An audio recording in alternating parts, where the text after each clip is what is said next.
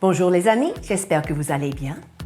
En vue des actualités du monde présent, je suis très tentée à creuser un petit peu avec vous dans les semaines à venir la réalité du royaume de Dieu.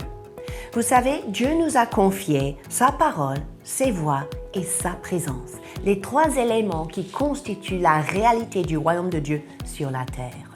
Eh bien, je commence à étudier un peu les paraboles sur le royaume de Dieu, parce que je sais que si on connaît les voies de Dieu, si on réalise ou visualise le royaume de Dieu, on peut aussi mieux connaître le roi qui incarne ce royaume.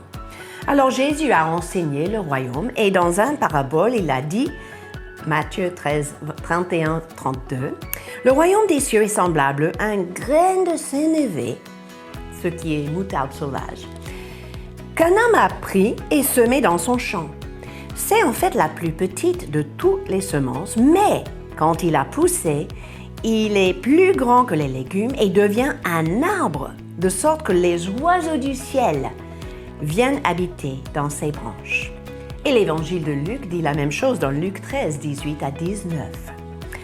Alors, nous comprenons que la plénitude de la réalité se trouve dans la graine. C'est vrai dans la nature, les graines des plantes, les graines des arbres, mais spirituellement c'est pareil parce que la plénitude du royaume se trouve dans une petite semence.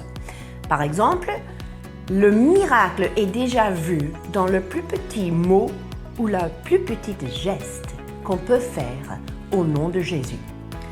Jésus a vu le miracle, les multitudes nourries, au moment où il a vu les pains et les poissons. Et c'est ainsi que le royaume peut s'élargir si seulement nous nous rendons compte à quel point les petits gestes, les petites paroles bien semées peuvent développer et fructifier et élargir le royaume de Dieu. Vous savez, les disciples à l'époque de Jésus s'attendaient à ce qu'il fasse venir un royaume politique. Ils voulaient renverser le pouvoir de l'Empire romain, établir à nouveau la force de la nation d'Israël. Mais en fait, les mots-clés dans ce parabole nous parlent beaucoup plus pertinemment. On parle de quoi? Une graine, une petite semence, un champ, un arbre avec des branches qui accueillent. Nous découvrons dans ce parabole en fait que le royaume de Dieu est inclusif. Le royaume de Dieu accueille non seulement le peuple juif, mais les nations du monde. Et le même principe est vrai pour nous aujourd'hui. Dieu n'a pas choisi un seul peuple, une seule nation, une seule ethnie pour révéler son royaume, mais toutes les nations du monde, tous les oiseaux de l'air par exemple. Et parfois, on peut choisir quelque chose de très petit pour manifester quelque chose d'énorme, de grandiose. Mais on fait le contraire souvent. On s'attend à la chose qui est grandiose, immense, et on oublie l'importance de la petite semence, la petite graine de sénévé, de moutarde. Alors, Jésus n'a jamais oublié l'importance d'un seul individu. Vous savez, souvent, il s'est déplacé, il a fait exprès pour dévier de son chemin ou de son programme juste pour toucher l'individu. Ceci révèle la puissance de ce royaume qui peut impacter une seule personne et par la suite s'élargir autour de cette personne. Je crois que c'est important pour nous parce que Dieu n'aime pas seulement des âmes individuelles, mais aussi des familles, des personnes dans notre entourage. Nos petites semences comptent énormément.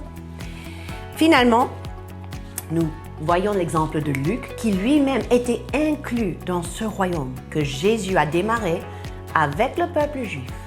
Les disciples étaient tous juifs sauf Luc. Il s'est intégré dans l'histoire, dans l'évangile, dans la vie de Jésus et lui aussi a ouvert la porte pour le royaume de Dieu dans les nations. Ne négligez pas l'importance de la petite semence, la petite graine de sénévé. Libérez-vous en vous et à travers vous le potentiel, le pouvoir de cette graine que vous possédez. Vous savez, les graines ne poussent pas si elles ne sont pas plantées. Jésus lui-même était une graine quand il a donné sa vie. Son sacrifice a fait pousser sur terre le royaume de Dieu. Alors soyez sensibles à cela cette semaine et soyez intentionnels quant à la semence que Dieu vous a confiée pour votre entourage. Et vous verrez, le fruit du royaume se verra. Sur ce, je vous dis à la semaine prochaine.